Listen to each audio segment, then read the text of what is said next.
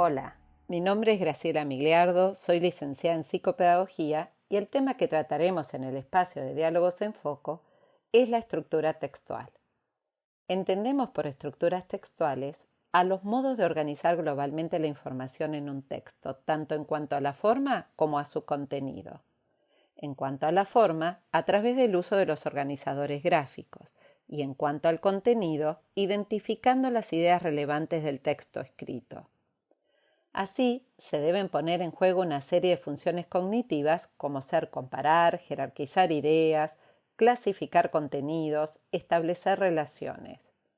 El conocimiento de la estructura de texto proporciona un marco para el modelo mental, puede apoyar la realización de inferencias y el aprendizaje del texto. Cuando un lector se dispone a leer un texto, identifica en primer lugar las ideas o proposiciones que se encuentran explícitas en el mismo.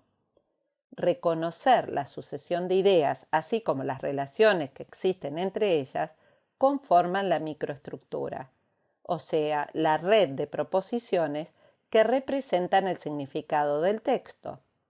Sin embargo, estas no son suficientes para detectar el significado global del texto. Es el lector quien debe construir la macroestructura, identificando las ideas principales que lo conforman. La macroestructura es el conjunto de proposiciones que sintetizan el significado global del texto en idea principal y resumen.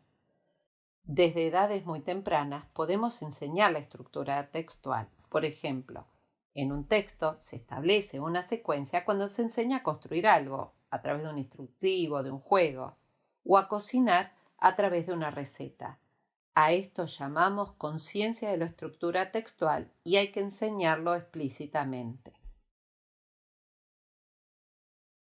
En la elaboración de la macroestructura se utilizan a su vez reglas o macroreglas. La regla de supresión consiste en eliminar las proposiciones que no son necesarias en una oración. Veámoslo a través de un ejemplo.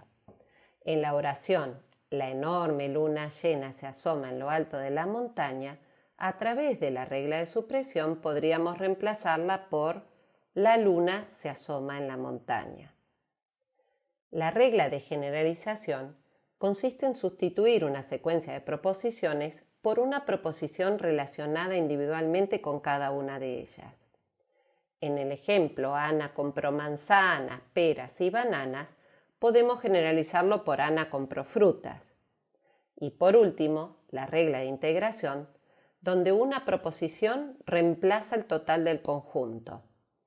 En el ejemplo, fui a la estación, compré un boleto, me acerqué al andén, subí al tren, el tren partió. Podemos integrarla por viajé en tren. A su vez, los lectores construyen la supraestructura identificando en textos narrativos, expositivos, argumentativos. Luego de la lectura, el lector elabora una representación mental que puede tener diferentes grados de profundidad. El nivel de la estructura de superficie se elabora a partir de las palabras que están incluidas en el texto y otros elementos de la oración. Representa la información literal del texto. El segundo nivel es el texto base. Son las proposiciones o ideas que encontramos explícitamente en el texto y las inferencias. Y el tercer nivel de representación es el modelo de situación. Es la comprensión más profunda del texto que resulta de integrar la base del texto con el conocimiento previo del lector. Se genera así una nueva información, organizada y actualizada.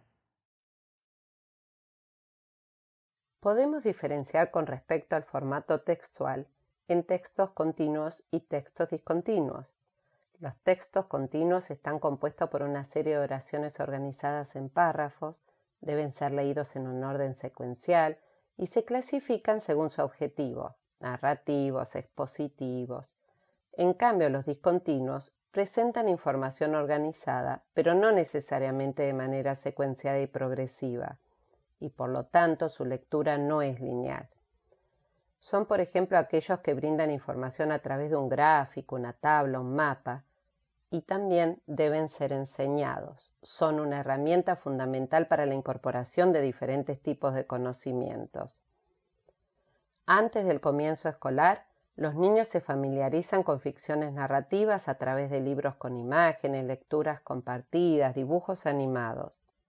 Los textos narrativos persiguen un patrón o lo que llamamos secuencia narrativa. Tienen un principio, donde se presentan los personajes claves, el entorno, la época donde sucede, que sirven como base para la historia. En el desarrollo encontramos a los personajes, sus acciones, sus estados mentales, emociones y el conflicto que debe ser resuelto por el personaje principal para lograr su objetivo hacia el final. Las historias también pueden incluir enseñanzas o moralejas, y ellas sirven para reflexionar sobre el contenido de las mismas. Los textos expositivos presentan conceptos y un vocabulario muchas veces desconocidos, donde la información se presenta de forma objetiva, neutral y verificable. Tienen una finalidad didáctica que persigue ampliar los conocimientos del receptor, informar sobre un tema determinado a través de la explicación, la definición y descripción.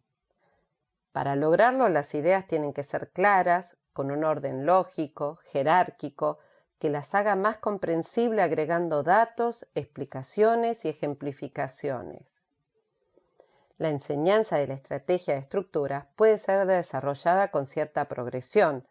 Por ejemplo, se puede comenzar con historias, descripciones, secuencias, luego con estructuras de causa-consecuencia, problema-solución, y finalmente con textos de comparación y argumentación, que son más complejos.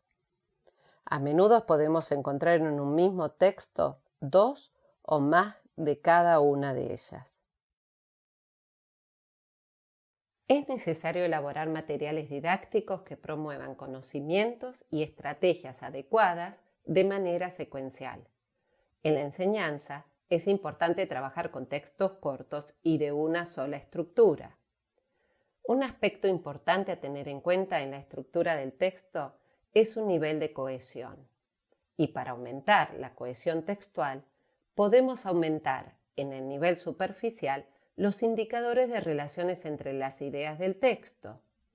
Esto sería la identificación de cadenas referenciales, donde sustituimos un elemento que ya ha aparecido anteriormente por otro que lo reemplaza, como así también uso de términos, sinónimos, encabezados, hasta proporcionar información previa general no expresada en el texto, enlaces, conectores. Son los conectores los que marcan las distintas partes de organización del texto y el tipo de relación que hay en el contenido del mismo. Ayudan a organizar y recuperar la información. Ellos nos señalan la estructura textual. El aumento de la cohesión textual mejora el recuerdo del texto. Los organizadores gráficos tienen un protagonismo en la construcción del conocimiento.